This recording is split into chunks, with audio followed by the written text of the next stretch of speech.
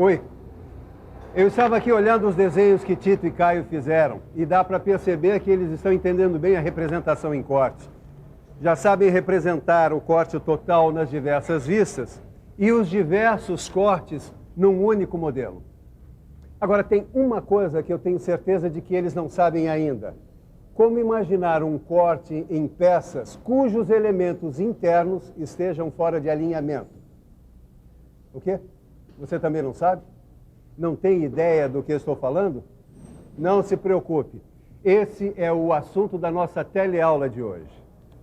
Na teleaula de hoje, você vai ver o tipo de corte usado para mostrar elementos internos de uma peça que estão fora de alinhamento e as várias possibilidades desse corte. Com esse modelo, você vai entender melhor o assunto da nossa teleaula de hoje. Agora, quanto você quer apostar que daqui a pouquinho entra o Tito correndo por aí? Quer ver só? 1, 2... E aí, Silva? Tudo bem? Que história é essa de modelos que precisam de diferentes cortes? O Caio saiu daqui me dizendo que não tem a menor ideia de como representar esses cortes no desenho. É esse aí? É, dá só uma olhada nele. Não parece diferente dos outros modelos que a gente tem visto por aqui. Isso porque você não olhou direito, não prestou atenção. Vai?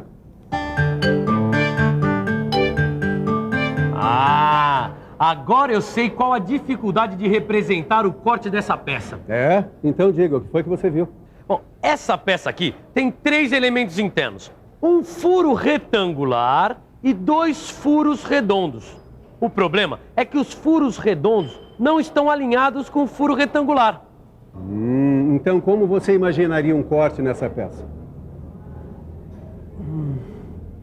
Vamos pensar um pouco? Vamos pensar um pouco. Bom, eu já sei como fazer um plano de corte longitudinal vertical. Então eu vou imaginar a peça com esse plano de corte atravessando o furo retangular. Agora vamos ver como fica a representação ortográfica. Dá só uma olhada nisso. A peça foi imaginada em corte por um plano que deixou visível o furo retangular, mas não dá para ver os furos redondos. Já sei. Vou passar o plano de corte longitudinal paralelo ao anterior, de forma que ele passe pelos furos redondos. Agora vamos ver a representação ortográfica. Agora eu tenho visíveis os furos redondos, mas não tenho o furo retangular. O que é que eu faço, hein? Já sei. Eu teria que ter um modo de representar estes 2 cortes que eu imaginei reunidos num só. Mas será que dá para fazer isso? Mas é claro que dá para fazer. E esse tipo de corte tem até um nome. Pois é. No desenho técnico, o tipo de corte usado para mostrar elementos internos de um objeto que estejam fora do alinhamento é o corte composto. Que também é conhecido por corte em desvio. Pois é, mas você sabe que eu tenho um lema, né? Que é melhor mostrar do que falar. Então dá só uma olhada nessa peça. Ela tá bem grande, dá para você ver direitinho o que a gente está querendo dizer. Você está vendo o corte? Olha só porque o corte composto permite analisar todos os elementos internos desse modelo. É porque ele permite representar numa mesma vista elementos situados em diferentes planos de corte. Esse é um corte composto por planos paralelos. Bom, e você deve imaginar o plano de corte desviado de direção, para atingir todos os elementos da peça. Viu agora? Todos os elementos internos foram atingidos por esse corte. Os furos redondos e o furo retangular. Viu? Nada melhor do que mostrar.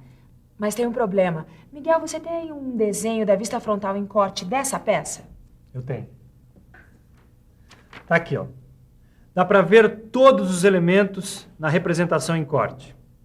Os 2 furos redondos e no meio o furo retangular. Mas se você observar a vista frontal isoladamente, não vai conseguir identificar os locais por onde passaram os planos de corte. Então, você deve examinar a vista onde é representada a indicação de plano de corte. Espera um pouco. Eu vou mostrar aqui. Observe que o corte é indicado pela linha traço e ponto na vista superior. Os traços são largos nas extremidades e quando indicam mudanças de direção dos planos de corte. O nome do corte é indicado por 2 letras maiúsculas, na extremidade da linha traço e ponto, e as setas indicam a direção em que o observador imaginou o corte. Ah, então isso é que é corte composto? Isso. Repare que a vista lateral não foi representada. Muitas vezes você vai encontrar situações onde apenas 2 vistas são suficientes para representar as peças ou modelos. Agora repare aqui. Você pode ver a vista frontal com os elementos internos da peça e a vista superior com a indicação do plano de corte.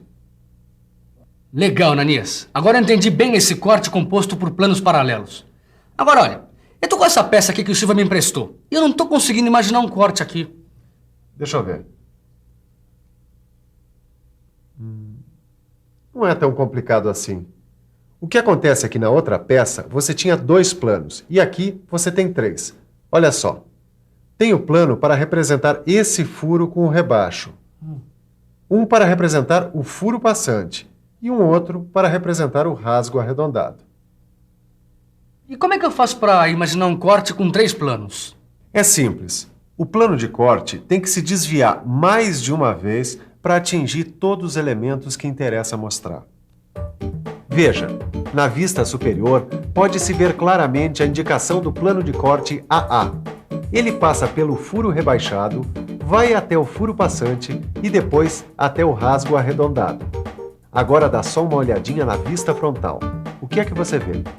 Todos os elementos estão visíveis, embora estejam em diferentes planos, como se vê indicado na vista superior. Quer dizer então que o corte pode ser composto por mais de 2 planos de corte paralelos? Exatamente. Ah, agora eu tô por dentro dessa história de corte composto. Amanhã o Silva não vai acreditar. Aí é que você se engana. Como? Tem mais? Dá uma olhada nessa peça. É uma flange. Como você pode imaginar um corte nessa flange para mostrar todos os elementos internos? Essa tá difícil. Tem 3 furos passantes. Bom, acho que não dá para imaginar um corte composto por planos paralelos, não.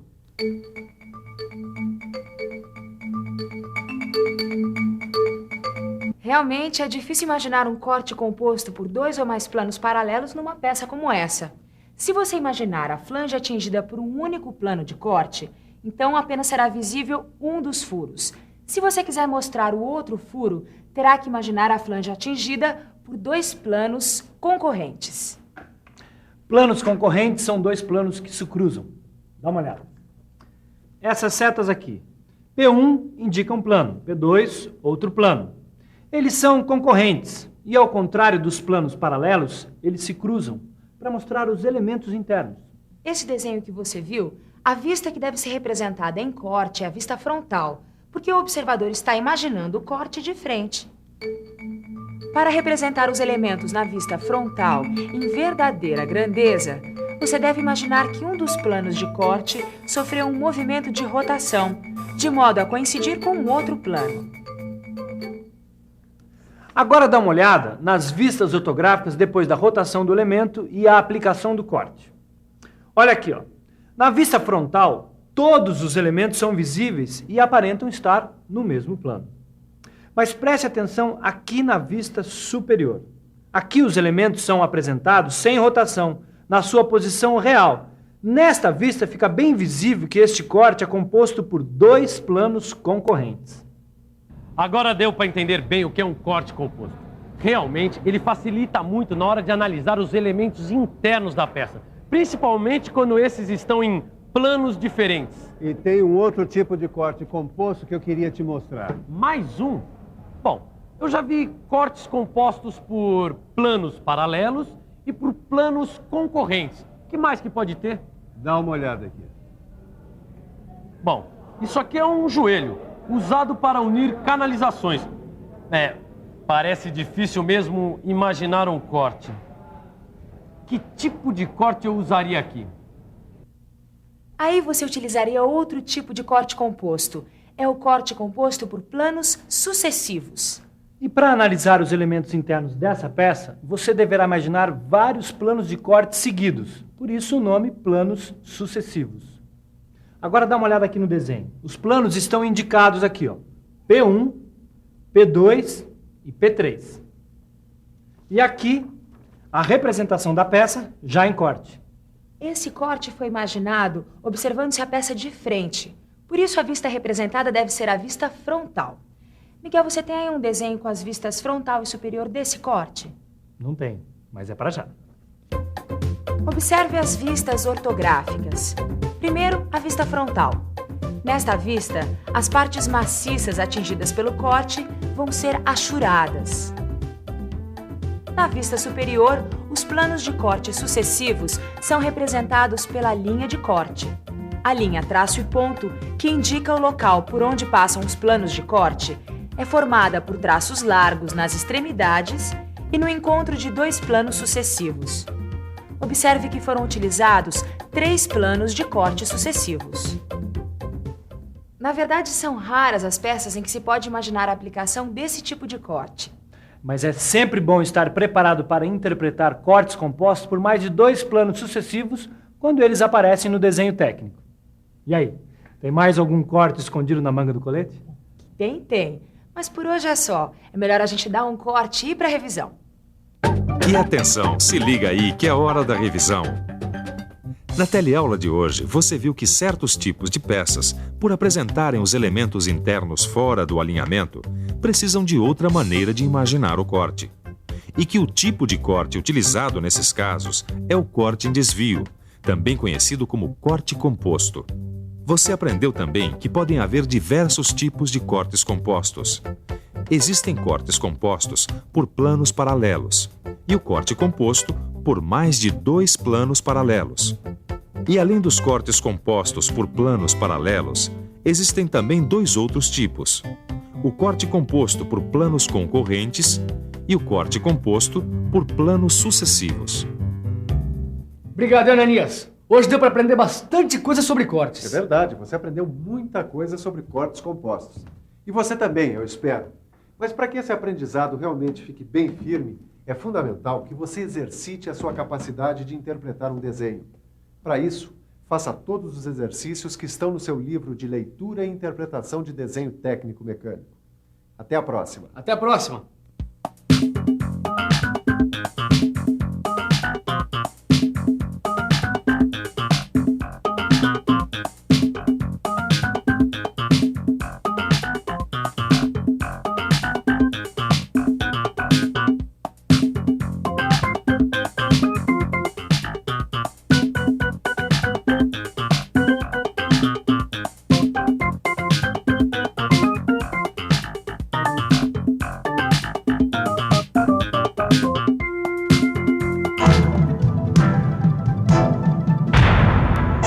Telecurso 2000, um programa de educação do Sistema Fiesp e da Fundação Roberto Marinho.